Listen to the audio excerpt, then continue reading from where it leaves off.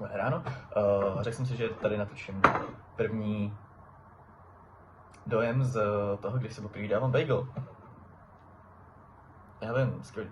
Bagel s máslem, to je všechno.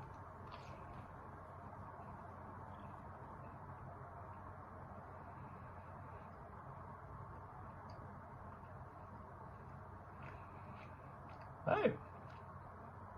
Bagely jsou fakt kurva dobrý. No, holky šly teď na kámo vůbec. Anna, Jana a Julie, tak teď prostě šli někam pryč do města. A já tady pořád ještě sedím a edituju. A protože ještě pořád nemůžu 6 dní vylízt z karantény.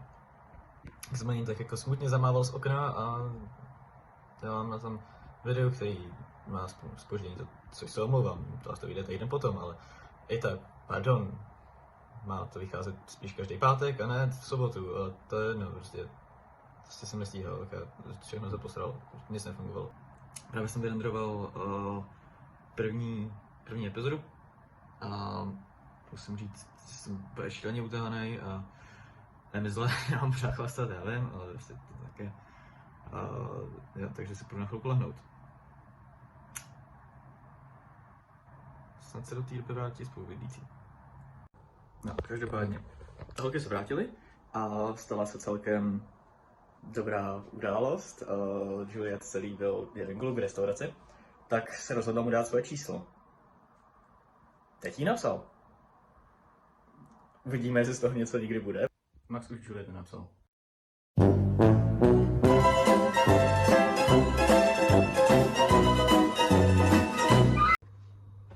No, jak jsem furt zavřený v karanténě, tak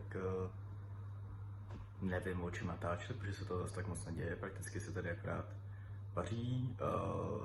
Já se občas kouknu na nějakou lekci, co máme online, a nebo se koukáme na filmy.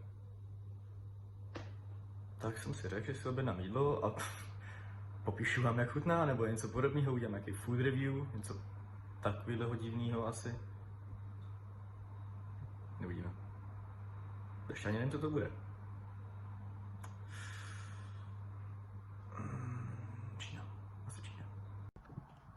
No, tak dal jsem si nějaký zeleninový knedlíčky, dal jsem si, co to sakra bylo? Dýni v kachním vajíčku, nebo něco podobného. A ještě švestkový džus. Ta dýně stála za hovno, ty knedlíčky byly dobrý a džus ještě pořád pivo je taky docela dobrý. Původně jsem to chtěl natočit, ale tak trošičku jsem zapomněl, že jsem to chtěl natočit, takže ne. Asi už si to neobjednám. Co jsem zapomněl říct, co by se hodně z vás líbilo, tak tadyhle nemusím volat nikomu, abych si mohl objednat pizzu. Tak je tady aplikace jménem Deliveroo a díky ní si člověk prostě jenom vybere si, na co má chuť, že jo, hodí to tam, nakliká to, zaplatí to, s někým vůbec nemluví, přijede týpek, většinou je to nějaký týpek na kole, zavolá mi, se běhnu dolů, tam už jenom čeká moje objednávka, popřejeme dobrou chuť, že jo, hezký den a odjede. Strašně super. Prakticky jako dáme jídlo, akorát je to britský a lepší.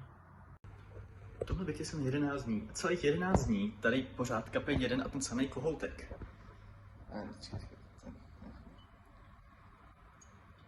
Přišel mi to se. Poslali jsem týpka a ten přišel jako po 2 dnech, co jsme to nahlásili, tak přišel, byl tady vyloženě 2 minuty. Přišel k tomu kohoutku, podíval se na něj, vypnul ho, zapnul ho, řekl, jo, to je rozbitý, musím zavolat údržbáře a odešel. Bylo 3 dny zpátky možná. V té době to kape víc a víc. A vtipně je, že začal kapat kohoutek už i u mě v mém pokoji. Začám z toho šílet, už potřebuju ven. 11 dní zavřený, tak jako v bytě. Nemám co dělat. Sleduju stromy, už loutnou. No, nemám co dělat, mám dost co dělat, ale ne, že bych na to úplně sral, ale pořád to odkládám, ale začínám už plnit věci, udělal jsem si to-do list a začínám to pomalu plnit, což je dobře. Úplně jsem zapomněl natočit, spolubydlící šli to chvilku a Nahita tak mi dala tyhle věci. jestli to úplně přímo bramburky, jsou to nějaký, popravdě Bůh ví co, ale je to strašně dobrý. Mám toho ještě jenom jeden jediný balíček, který mám tady. A pokusím se ho schovat tak do toho prosince, aby to mohl někdo ochutnat, neměl by se projít. Tak právě se staly dvě věci. Davidovi, tak přišla zpráva, e-mail a jde o to, že jak nám pořád kape ten kohoutek, tak konečně pošlu opraváře. Za týden. A Juliet s Anou tak právě otevřeli naší schránku, že mají na dopisy. A byl tam dopis pro někoho z 6. pokoje 8D, což je náš dům. A což znamená, že někdo další přijde a jmenuje se Jake. Čekáme Brita. Tak uvidíme, jak to bude vypadat. No tak Jake byl falešný poplach. Anna teď volala na recepci a řekli jí, že nikdo se teď, tenhle semestr už se nemá nikdo přestěhovat a že to je pravděpodobně nějaký dopis pro někoho, kdo tady žil minulý rok. Což je možná dobře. Možná ne, co já vím. Tak, dneska jsem poslední den v karanténě, což je úplně skvělý, konečně se za chvilku budu moct dostat ven. A objednal jsem si mexické jídlo. A jsem si řekl, fuck it, poslední den v karanténě, dám si nějaký Mexiko.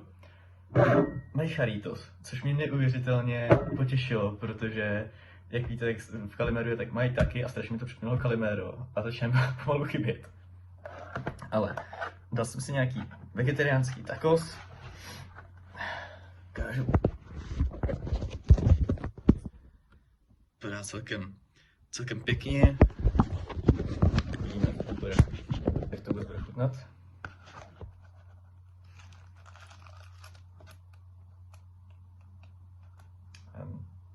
Jo, no.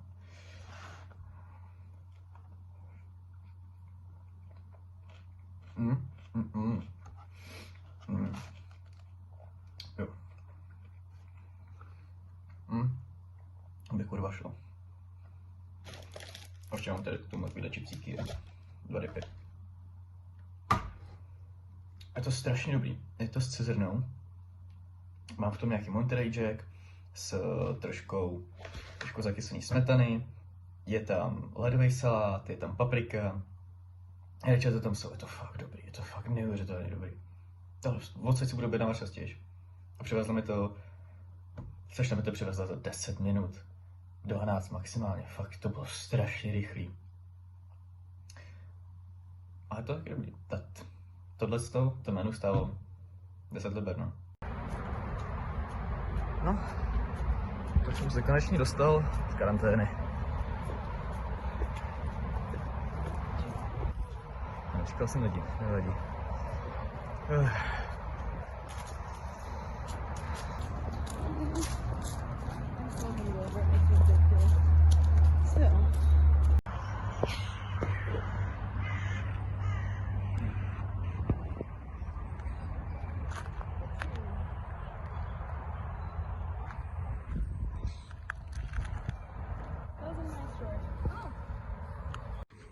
Šel jsem první nakupovat a ne, abych si jako koupil důležité věci, že jo.